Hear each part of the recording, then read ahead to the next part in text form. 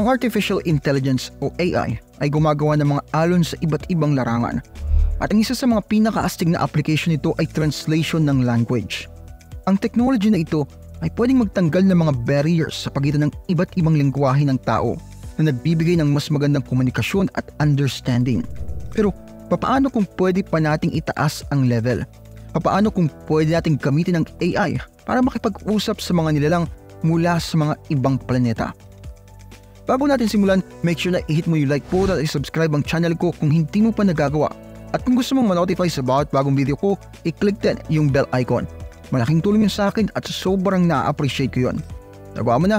Alright, simulan na natin. Ang AI o Artificial Intelligence ay nagbago ng maraming fields at kasama na dyan ang translation ng language. Imagine mo na may kaibigan kang marunong sa maraming lengguwahe at kaya niya mag-translate ng kahit anong lengguwahe para sa iyo agad-agad. Yan ang ginagawa ng AI sa translation ng language. Ang mga translation tool na powered by AI ay gumagamit ng isang type ng AI na tinatawag namang machine learning. Ibig sabihin, ang machine ay natututo mula sa data. At sa case ng translation ng language, ang data na to ay usually isang malaking corpus ng text sa dalawang lengguwahe. Ang AI ay ina-analyze ang text na ito para mag-gets ang mga rules at mga patterns ng bawat lengguwahe. Isa sa mga main features ng AI sa translation ng lengguwahe ay ang abilidad nitong mag-gets ang context.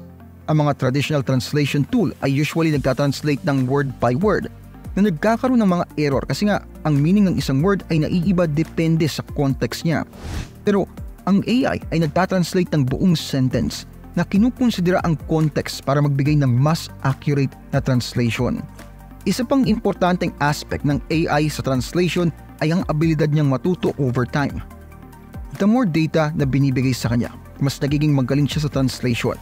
Ibig sabihin, ang mga translation na may AI ay laging nag-i-improve na nagiging mas accurate at efficient sa bawat araw na dumadaan. Ang AI ay nakagawa na ng malupit na progress sa pagtanggal ng mga barriers sa lengguwahe sa pagitan ng mga tao. For example, kung ikaw ay naglalakbay sa isang foreign country at hindi ka nakakapagsalita ng local language, pwede mong gamitin ng isang translation app na may AI sa phone mo para makatulong sa iyo na makipag-usap sa mga locals. Ito ay nagbukas ng mga bagong paraan para sa communication at understanding na dati ay hindi mo ma-imagine. Plus, ang mga translation tool na may AI ay hindi lang limited sa mga common languages. Kaya rin nilang i-translate ang less common language at dialects na nag-save naman ng linguistic diversity at nagpo-promote ng cultural exchange. Ang ideya ng paggamit ng AI para makipag-chat sa mga extraterrestrial ay parang plot lang sa isang sci-fi movie. Pero ito ay isang possibility na sinaseryoso ng mga scientists at mga researcher. Kung makakatagpo tayo ng smart life mula sa ibang planeta, isa sa mga biggest challenge ay ang communication. Papaano natin malalaman ang kanilang wika at papaano natin ipapahayag ang ating sarili. Dito pwede nating maggamit ang AI. Parang kung papaano niya tayo tinutulungan na tanggalin ang mga barriers sa language dito sa Earth. Pwede ring tumulong ang AI na ma-decode at mag-gets ang mga language ng mga alien. Ang same principle na nagpapaalaw sa AI na mag-translate sa pagitan ng mga lengguwahe ng tao ay pwede ring i-apply sa mga lengguwahe ng alien. Pero hindi ito magiging easy lang kasi una, kailangan natin ng mga example ng language ng mga alien para i-train ang AI.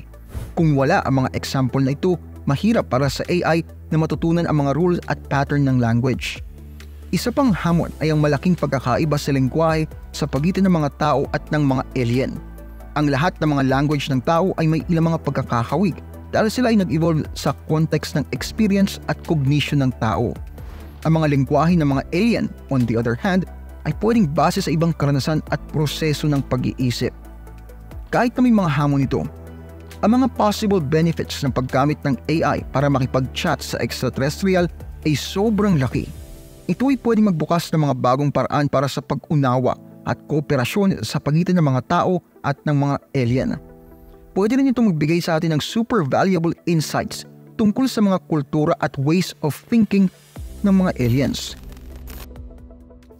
Habang tinitingnan natin ang hinaharap, ang potensyal ng AI sa pakikipag-usap sa mga extraterrestrial ay sobrang laki at exciting. Sa mga improvement sa technology, pwede nating makita ang AI na gumaganap ng mas importanteng role sa pagsisikap na makipag-ugnayan sa matatalinong nilalang sa labas ng ating planeta. Isa sa mga possibility ay ang pagdevelop ng mas complex na mga algorithm ng AI na kaya matuto mula sa kakaunting data o mga data na hindi kumpleto o magulo. Ito ay super useful sa context ng pakikipag-usap sa mga extraterrestrial kung saan malamang na meron lang tayong apakakaunting data na magagamit.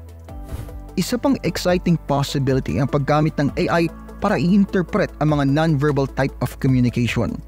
Kung ang mga extraterrestrial ay nakikipag-usap sa ibang ways bukod sa tunog, kagaya ng mga signal na liwanag o mga electromagnetic waves, pwede nating i-train ang AI na i-interpret ang mga signal na ito. Pero kasama ng mga possibility na ito ay ang mga challenge at ethical considerations. For example, paano natin masisiguro ng ating paggamit ng AI ay nirerespetong kultura at ways of thinking ng mga extraterrestrial? Paano natin susuungin ang mga power dynamics na pwedeng sumulpot mula sa ating kakayahang maintindihan sila pero hindi vice versa? Sa pamamagitan ng mga case studies, nakita natin kung paano pwedeng gamit ng AI para ma-decode ang mga unknown languages at mag-gets ang mga non-human type of communication. Ang mga example na ito ay nagbibigay sa atin ng pag-asa na sa tamang data at tamang approach, ang AI ay pwedeng maging isang powerful tool sa pag-discover ng mga language ng mga aliens. Ang future ng AI sa pakikipag-usap sa mga extraterrestrial ay sobrang laki at exciting. Sa mga improvement sa technology at mas malalim na pag-intindi sa AI, pwede nating makita ang isang future kung saan hindi lang tayo nag-e-explore ng malalayong mga planeta, pero nakikipag-communicate din sa mga nilalang doon. Kaya kung gusto mo mga ginagawa ko dito, huwag kalimutang pindutin ang like button at mag-subscribe sa channel ko kung hindi mo pa nagagawa. At kung meron ka ng topics na gusto i-cover dito sa channel, ilagay mo lang sa comment section at susubukan natin gawa ng content dyan. Maraming salamat sa inyong panonood at kita-kits tayo sa next video. Maraming salamat po sa inyong panonood. Kung mahilig kayo sa history, mystery, religion, urban legends at iba pa, paki-subscribe naman po ang isa kong channel, ang Libro. May bagong videos po every week. Paki-like at paki-follow na rin po ang aking Facebook page. Muli, maraming salamat po. Maraming salamat lalo na sa mga solid supporter na sina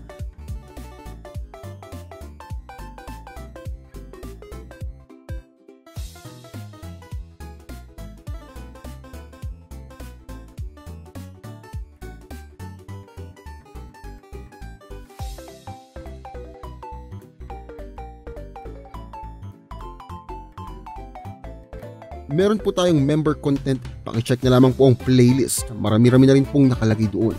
Muli, maraming salamat po sa inyong patuloy na pagsuporta.